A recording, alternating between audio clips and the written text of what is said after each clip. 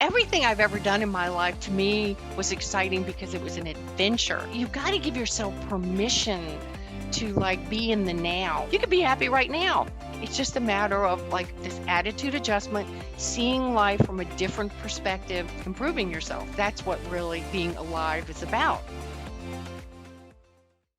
Good day, everyone. This is Dr. David Phelps of the Freedom Founders Mastermind Community and Dentist Freedom Blueprint Podcast. Today, I've got a longtime good friend, a mentor, a coach, a person who has been super influential in the groups, in the associations, one in particular that I've been a part of for many years, which has helped me grow beyond my comfort level, my self-limiting beliefs about what I could potentially do in life and the kind of influence I could have. It's a really privilege and honor to have my good friend Lee Milteer on with us today. Lee, how are you? I am fabulous, David. How are you? Thank you so much. I'm very honored to be on with you today. Well, so good to have you. You have so much experience. This has been your life, but let me give people just a little short brief about who you are, and then we're gonna dig in deeper so they can really get to know kind of where you came from, and then why you do what you do today, and really what you're passionate about. I can't imagine you're passionate about much, but we're gonna probably draw that out just a little bit here today, which will be a lot of fun. So Lee Milteer is an internationally known and celebrated entrepreneur, visionary, best-selling author, award-winning professional speaker, TV personality, and intuitive business mentor. Lee provides business and success advice and resources to nearly $250,000 dollars. I'm all about the dollars today. 250,000 people around the world. She is the founder of the Millionaire Smarts coaching program, which supplies coaching for other coaches and businesses. Lee is currently leader for Renegade Millionaire Mastermind with Magnetic Marketing, a monthly web-based TV show. Lee speaks all over North America and in Europe, in conventions, private companies, and entrepreneurial and niche market events. So Lee, let's just dig in first. I want to know about Millionaire Smarts coaching program. Tell us more about what's that about. What are you bringing there that is, in your opinion, your experience, really viable and valid for today? Thank you so much, David. So I'll give you a little backstory on that. When 9/11 happened, I was just an author and a professional speaker, and then I had like $1 million on the books, and 9/11 happened, and it all went away in 17 days, and never to come back, I might add. And for the next year, I was in sheer agony of how do I take my talent, skills, and abilities and monetize them and leverage them in a great way. And as you know, Dan Kennedy and I have been very, very good friends for many years. And I'm sure Dan got tired of me saying, what the hell am I going to do with my life? And he one day said, look, I got this great idea for you and it'll serve both of us. He said, I've got this platinum coaching group and they are all fabulous coaches. He said, the problem is they're all very, very, very weak in mindset. They can do all the strategy. They can do, all the tools and stuff for marketing. He said, so what I'm looking for is someone who could do what I would actually call CoOp coaching, which is they would go in and create sort of a mindset, attitude, get your stuff together program every single month. And then this person we could count on every month to handle that part of the business, because there's two parts of success. There is the technical part of success that everybody must know, and you must go to professionals who have perfected those skills. But he said the lesser known and lesser appreciated part of success, which is equally as important, is the mindset, attitude, get past fear, procrastination, that sort of thing. And he said, you are perfect for this. So I actually got that. He told me this in July of 2003, David. By August of 2003, I had this baby up and running. We had all of Dan Kennedy's clients signed up. He introduced me to them and they all signed up. And this is 2021. I still have some of those clients. So to say that every month I have delivered to people who are coaches such as yourself information that is so critical in today's world. It is about critical thinking. It is about your attitude. It is about how you deal with the setbacks and the fears and the doubts and the feeling overwhelmed. So every month what I do is, like I just interviewed you, I interview someone who is really top-notch person in the entrepreneurial niche. They've got to be entrepreneurs. They got to be small business owners. I look, you know, Main Street abandoned me, so I abandoned them. And, I have gone to where I'm aligned. I was born an entrepreneur and I will always be an entrepreneur. It is in my blood. And so I'm very honored that I have created a life now that does two things that I love. One, read. I love, love, love to read inspiring books. And the second thing is share information with people that gives them permission to utilize their God-given Mm. potential in ways they've never done that before. So when I pass away, that is what I want to be remembered for, is that I brought light on earth and I help people see their potential and how they could utilize it, and not to let fears and doubts in the external world control them. So in a nutshell, that's what I do. I also speak at events and I write books and, do all that good, fun stuff. But my real passion in life is to squeeze the juice out of brilliant authors to share with people around the world. And we do have 250,000 people around the world. Japan is my biggest client. We have 1,000 people in Japan alone who Wow. subscribe and have it transcribed for this program. And I do go to Japan and work on a regular basis. So even though 9/11 happened, it was a horrible thing. It took a year, but it turned out, I figured out where the gold was and all the anguish. You uncovered so many principles there. We could spend sessions on each one. I think one of the keys that I'm hearing from you, and that probably is very relevant today, as we both know, is going through a time of disruption. It could be a national disruption, 9/11, no question about it. It could be a personal disruption, an industry disruption. There's change happening at high velocity today, and let's face it, Lee, most of us, and I include myself, if I could just get on a path and just get on my bike and just ride that trail and feel good every day and know what I'm doing, well, there's a level of comfort that comes from that. The stability, right? It's the security aspect. But let's face it, life is not that way. I had to learn that also myself earlier. Everybody listening today has had some story, whether it's in the past or maybe just this last year with COVID. Oh my gosh, another disruption. Now, a lot of businesses, not all, are back. There's reasons why. Some of it is perseverance and mindset, no question. Some of it is, unfortunately, I shouldn't say unfortunately, it's the entitlement subsidies that the government is throwing out hand over fist across the nation to pump things back up again. I'm not gonna say it's all bad, but there's also negative to it. So again, back to your story, disruption, 9/11, $1 million on the books, gone, snuffed out, just like that. Like a lot of business owners found back in March, April, May of last year. Oh my gosh, what do I do? Well, a couple of things. You have transferable skill sets. You're not a one-trick pony because you've always been curious about learning, and then you also had outside eyes, which we both know is so important. Whether it's a group by design to be a board of advisors, formal wise, or mentors. Dan Kennedy, you know him for years. You're sitting there going, man, I have this great skill set, and I've been doing these things, and all of a sudden the economy says, nope, you're shut down. Outside eyes says, hey, I see a place for you here. Too many people, especially entrepreneurs, Lee, feel like they have to be the rugged individualist. Oh, I just got to do it myself. I'm smart enough. I've always done it myself. I'll just do it that way. That's part of a mindset. Go down. Yeah, I know you could ramble off on that, but let's talk about what you've seen in your experience, your life, but also others that you have helped broach that challenge, that barrier to life's changed in a heartbeat, and I don't know what to do. Yeah, I think change is something that every human being has a lot of resistance to.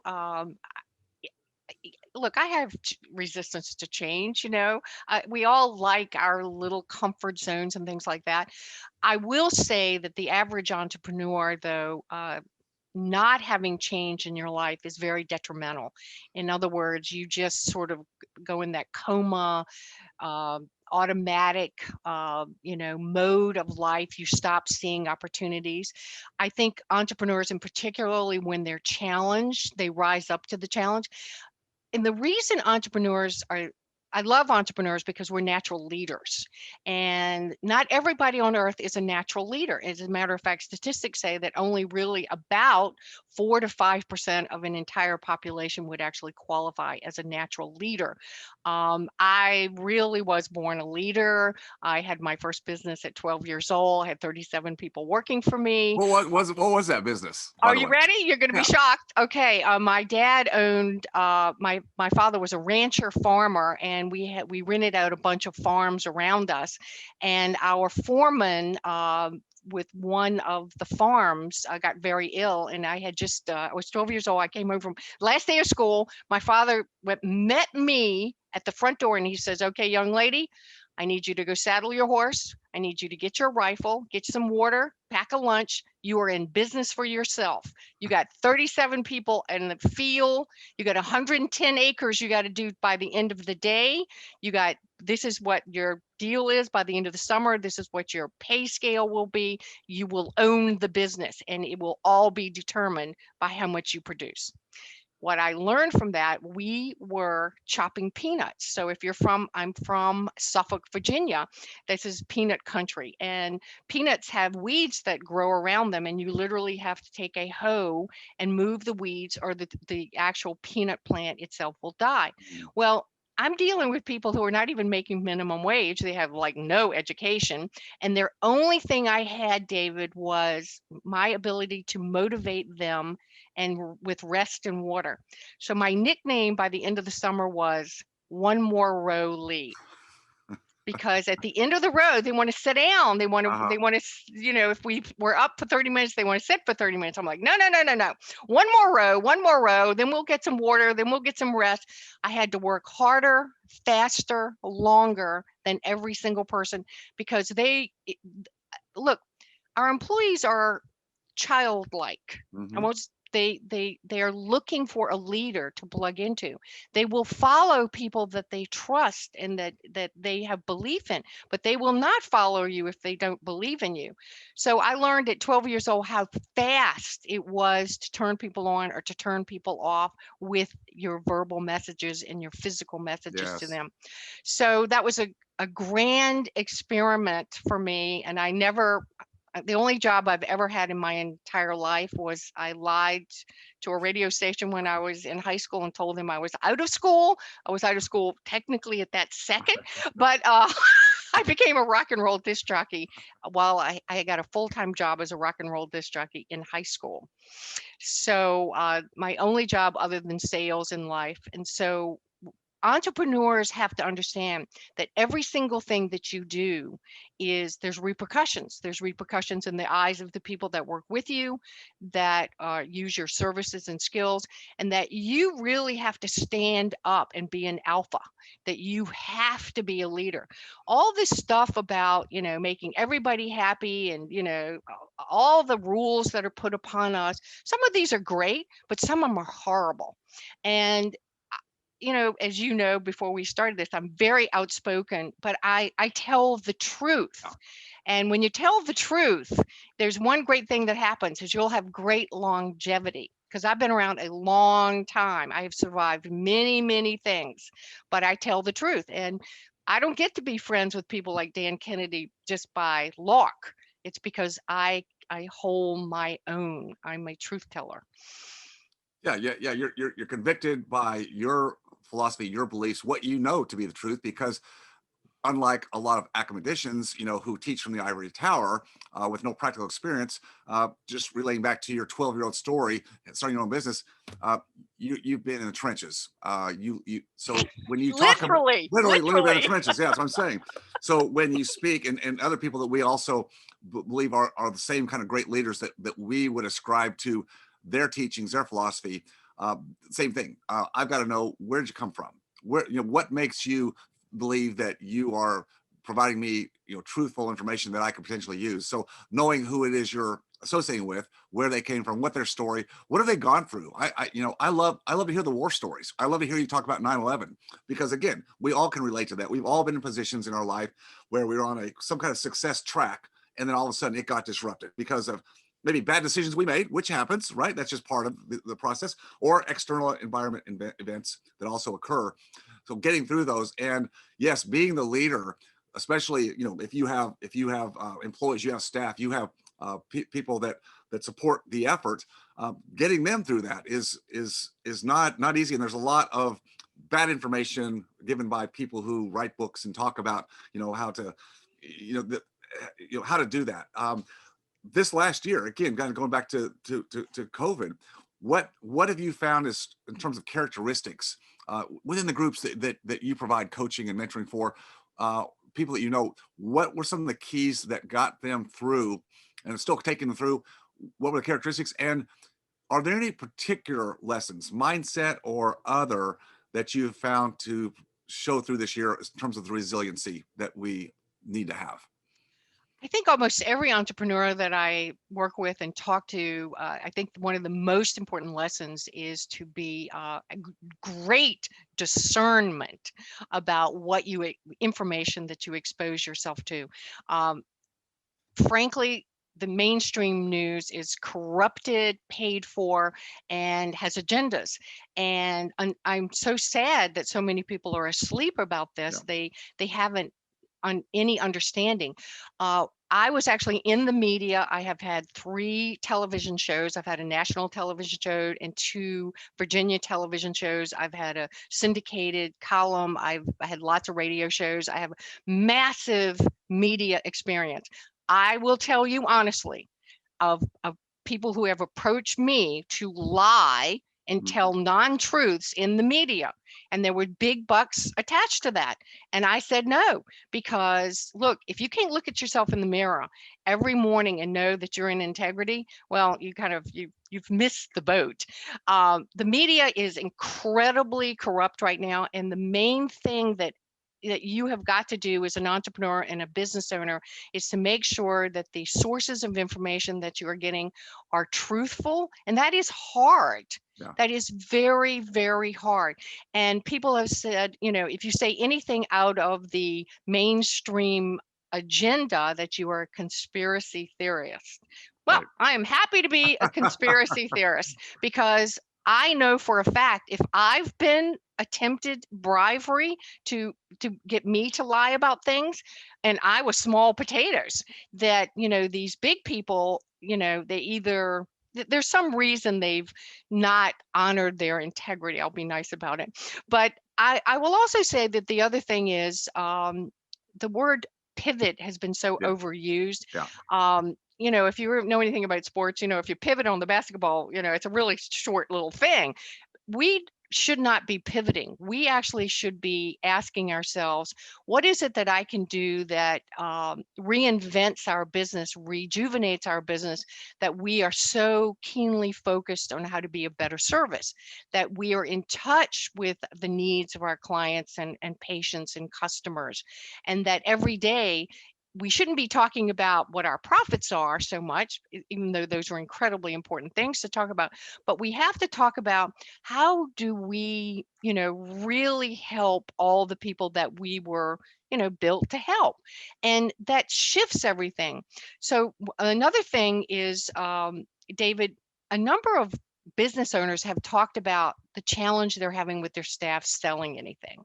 It's like suddenly, just because there's this so-called pandemic that, we won't bother to go into all the details of, how fake I think all that is. But anyway, the pandemic has made people afraid to sell. Now, here's what I really try to explain to all my staff people. Forget the word sales. You're only educating people, and you're matching people's needs with your services and ability. And I always tell people, if people call our office and they ask that they want me to teach a course on writing. I've written 13 books. I don't want to teach a course on writing. That's not something I want to do. If somebody gave me a lot of money, maybe I'd spend 6 months and create the course for them. But for the most part, I already have things that I teach that I really like to teach. There are other people who are already can teach that. We want to just go ahead and recommend them to those people. That don't be afraid of selling. Selling is one of the most important things on earth. As a matter of fact, I wrote an entire book about it. It's called Spiritual Power Tools for Successful Selling.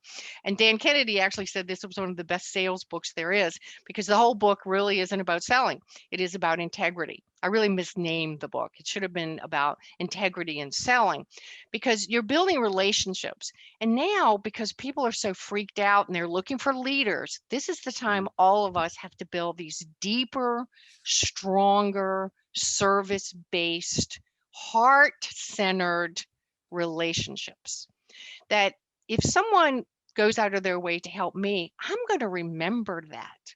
I'm going to tell other people about that. And, our world, people's tendency is they'd rather talk about all the things that went wrong. But when you've done something extraordinary, they talk about it. And that's what builds long-term great relationships with not only the patients and the doctors, but also with everyone. We're looking for someone who has a heart right now. That's what's missing in the world right now, David. Is heart, is having compassion and understanding. Um, there's so much going on, and everybody's taking these hard lines. But at the end of the day, there are a lot of people who are afraid. And as leaders, we have to be, no matter what happens, we have to be the people who have our mindset right. So I tell everybody I work with, when you touch the doorknob of where you work every day, and that could be your extra bedroom, Mhm. sometimes you need to have an attitude adjustment, that you are open, aware, that you're using all your facilities, that you're not biased, that you are just curious and you have this deep desire to be of service. And when we have that kind of attitude, we're just much more in tune. Our intuition is alert, our instincts are alert, our creativity is just sparking, because we're in the right mindset to be of service. And it pays off, and it pays off, and it pays off.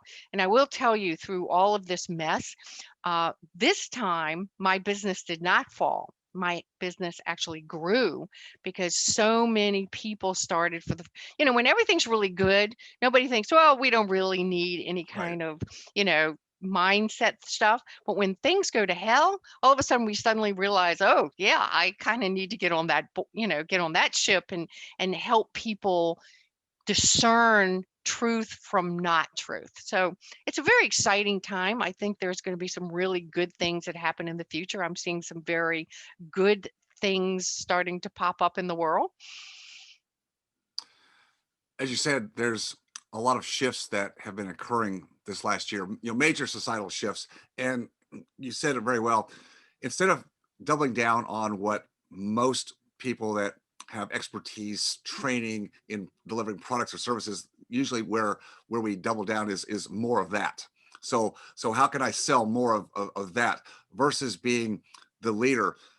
People's priorities have changed this past year. I mean, immensely. So getting in step, in tune with, as you said, in tune with who is the customer that you're solving problems for. What are they thinking now? Because it's probably not the same as it was, 16 months ago. They're thinking differently. Their priorities about life are different. So we can't just assume that, as you said, we can't sell, we can't ethically help people with the problems that we're so good at solving until we know, well, what are they looking for now? What are the shifts? How can I better serve that customer who is now, the dynamics of their life have changed? That's an opportunity to not be put aside, but you have to take the time to do that. You talked about being intuitive about that. How do you do that? You've got to get in step with those customers. How are they thinking now? Get that feedback, and then build that into your organization, because you as the leader, that's our responsibility to bring the rest of our support staff, the front line in some regard, or they're supporting the service or experience, to be in step with that. If we don't do that, we just go back to the mechanics of what we always knew.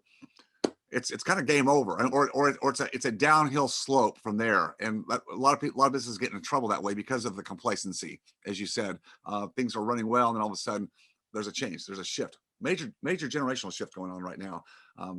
It's a big part of what we have to be very aware and very discerning about. Yes, and I think people are waking up to, we can't go back to that lull of, just cruising through life and everything's going to be okay. I I am often asked, what do I see is going to happen in the future? And I think that the true new leaders are going to emerge, that the old guard is going to fall a lot. So I'm always, like, every morning of my life, I'm looking through, the landscape of where are the new opportunities that my skills and abilities fit to, because one of the things I look for is, where's the money going? Hmm. Where is the money leaving? Where is the money going? These are very important things to pay attention to. This is not just mindset. Well, it is a mindset. It's called pay attention. The way that we have invested, the way that we have worked our businesses sometimes really needs keen eyes to look at these. And you said something about fresh eyes or something like that in the beginning of our conversation. Um, I have this belief that God works through people, and that I need other people to tell me things, and that all they have to do is to sort of bring things up and talk about it. And my intuition and my interest just zooms in on it. And that's what's happening, that people are awakening to, we can do this better. We can have better lives. We can have, one of the things I love about you is your whole lifestyle thing. And, um, you know, look, I've known dentists for many, many years, and most of them, they, they only work. They don't have a lifestyle. And many are very, very unhappy people because they've trapped themselves. Now is the time that we have to start figuring out how to untrap ourselves from things. So I have changed so many things in my business, the way that I do business, and I'm very. Well, just this last year, just to bring up that point, I know you sold your office building to a dentist because through the shift you realized I don't really need that anymore. I mean, right? Absolutely. And um, I did sell it to a dentist who does want it. He wanted Yep. a third location, and he was actually my back fence neighbor, and we'd never met. I woke up one morning and I suddenly realized this interesting feeling, and I want everybody to pay attention to this: dread. If you feel dread about anything, this is your intuition and your instinct screaming at you, pay attention. And I asked myself, oh my goodness, what is this? Why am I dreading driving to the office, which is 2 miles away? I mean, this doesn't make sense. And then as I'm driving to the office, I realized my biggest clients are, somewhere besides where I live. Not one client in the last 5 years has come to my office in the 16 years I've been there. And my staff, by the way, I'm the virtual. I hardly ever went to the office because I'm traveling so much. So I put it up for sale, and just to make this really quick, all these real estate people call me and said, "Are you delusionary? You've asked way too much for this Mm. office. We looked up what you paid for it, and you'll be lucky to get what you paid for it 16 years ago." This made me so mad. So what I did was I researched more, because I used to be in commercial real estate. I know how to research, and I found a comparable I didn't know about. I raised the price of this tiny little office $25,000 just to irritate all these people who call me, and I sold it for exactly what I asked for. And the dentist was so grateful. I mean, he was so incredibly grateful. He just wrote me a note thanking me for the amazing upkeep that I kept that. It was a very old building, that I kept the building in, and how grateful he was to have bought the building. Well, in his hands, the opportunity he has, it made perfect sense. And the willingness to pay what is market, which is it's an auction system. I mean, for Yes. anybody to tell you you can't sell for that, well, wait a minute. The marketplace is an auction system. You don't know until you put it out there. So good for you to do that.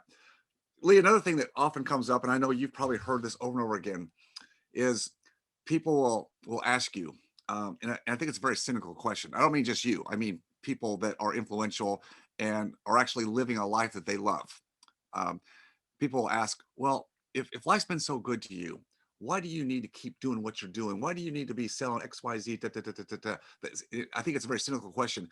I've got my own answer for that, but I'd just be curious how you answer people who would ask you that question. Well, I first make a joke by saying I personally get into mischief if I don't have a purpose in life.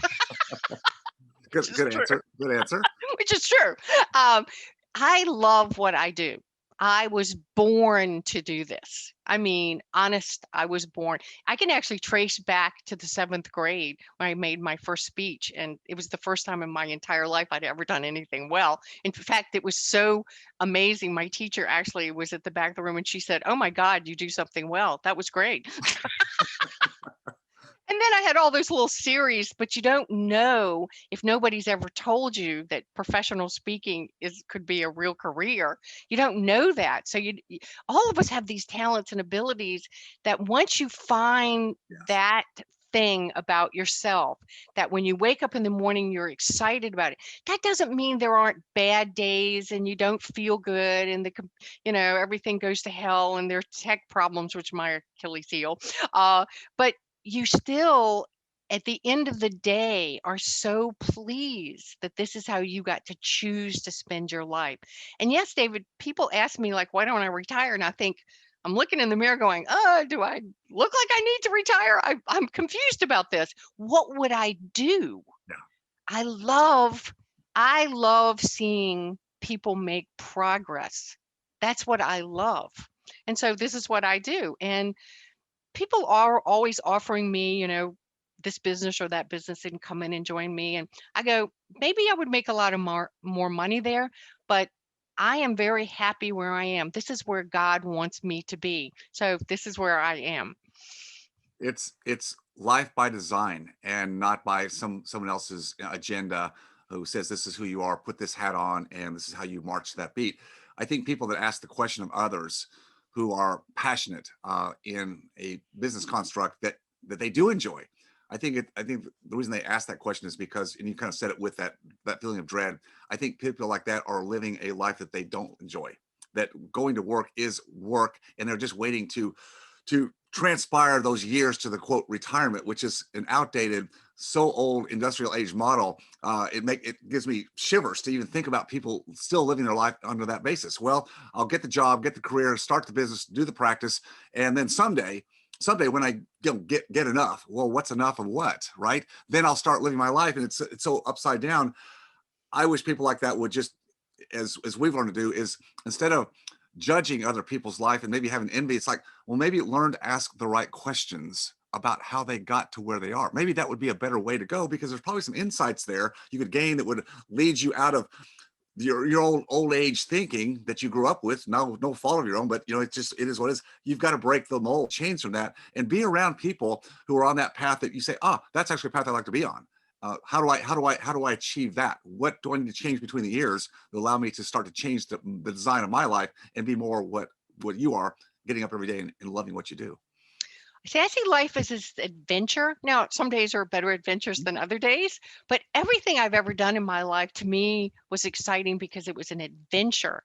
And the other thing I say is everything is an experiment. Sure. And, some things you're going to like and some things you aren't. And I used to do public seminars and I would say to people, why aren't you doing what you want to do? And they go, oh, well, I only have 7 more years before I retire. And I'm thinking, do you know what your time is worth? And do you know there are no guarantees? My uncle, um, who was very, very unhappy at his work, retired at 55 years old. He died the next day. Oh, I mean, I swear to God, he died the next day. And it was like this big wake up call, like there are no guarantees that you have any time left. And that if it, wherever you're going, hopefully, to heaven, if you're going to heaven and you realize you look back on your life, I wasted 7 years to wait to be happy. You could be happy right now. It's just a matter of like this attitude adjustment, seeing life from a different perspective. And David, sadly, people are so programmed with that ladder mentality and that, I need X number of dollars in the bank. Well, if you go to a financial planner, you will never have enough money in the bank. The rest of you, I mean, no matter how much money you have. So I just am very grateful every day that I have because I really see it as an adventure, but it's always up to me to make it a fun adventure. I love that. I love adventures too. That's why I like to get outside and camping trips and hiking trips, and you explore. You never know what you're going to find, right? And you have to innovate oftentimes as you go. but that's the fun of it, right? I don't want to just someone put me on a course and say, you walk this straight line. There's no bumps, no valleys, no peaks, no anything to, what fun is that? I think I love your analogy. Life should be a journey. Look at it that way. Don't let the setbacks, the twists and turns, the switchbacks make you feel like you're not worthy or not going right. This is what it's about. It's a whole mindset thing. It's the attitude all the way, all the way. Okay, so if I may say this about, people, you've got to give yourself permission to like be in the now, because so most people, what they are, they're either in the past lamenting, I should have done this, I should have done that, but that's a locked door, that's a waste of time. Right. Or they're projecting into the future a lot of fear, which is fantasized experiences appearing real. Oh, what if this happens, what if that happens? You got to say to yourself, no matter what happens, I'm going to land on my feet, I'm smart. Now, this is the self-talk that people need to have, particularly leaders. And here's something else I want to say about leaders. We're smart, and smart people get bored if everything is even. We actually need these challenges to bring those hidden potentials and skills and talents out within you to develop. And every entrepreneur that I know loves to learn. They love to say, well, I don't know how to do, but I can figure out how to do that. So I think entrepreneurs actually, if things go too smooth, again, this is where we get into mischief, because we get into trouble. This is why doctors have affairs, and mess around and mess up their marriages and their life, because they're bored. They Yeah. they they needed a good whack in the side of the head with a big business problem to get themselves back, on track. And I'm making fun here, but I'm just really telling the truth. I have had horrible, horrible things happen to me in my life. It has made me a better person every single time, Yes. because I chose. My husband got murdered on Christmas Eve a number of years ago. I didn't think I'd ever survive that. A year later, when I finally pulled myself out of the fog, I realized, I say, I'm going to really make something of myself. I'm not going to let this tragedy bring me down and be a victim. I'm not going to live like that. And no matter what happens to us, you just go study the historical figures of life, which I love history. And history, God, people are stupid. The history repeats itself. You got to understand history. And every famous person that I have studied, horrible things have happened to them, but they rise above them. And because the bad thing happened, they became better people, had better families, better businesses. They reinvented themselves in a better way, because that's what really being alive is about, improving yourself. Well, with that, Lee, I think I'm going to hold it right there. There's so much more we could do, but I really love the fact that we should look at life as the journey, the exploration, and look at those challenges as, keep us out of mischief, but the challenge that we love because we want to learn and take the lessons from those adverse times, those setbacks, and use those to go forward to become and stay the leaders we need to be, because that's what it's about in this life, and being leaders. Thank you so much for sharing so many good insights here. Again, you want to find Lee, go to Milteer, Milteer.com. We'll put it in the show links. There's so much wisdom from not just today, but what you bring to the people you serve and have done so for many, many years. Lee, thank you so much. Thank you, David. And you too. I mean, you have made a huge impact on people. Just with your message about freedom. That's an incredibly important message for everyone. And I'm very honored to be on the show with you, and call me. We'll do it again. Perfect. Love to do it. Thank you, Thank, Lee. thank you, David.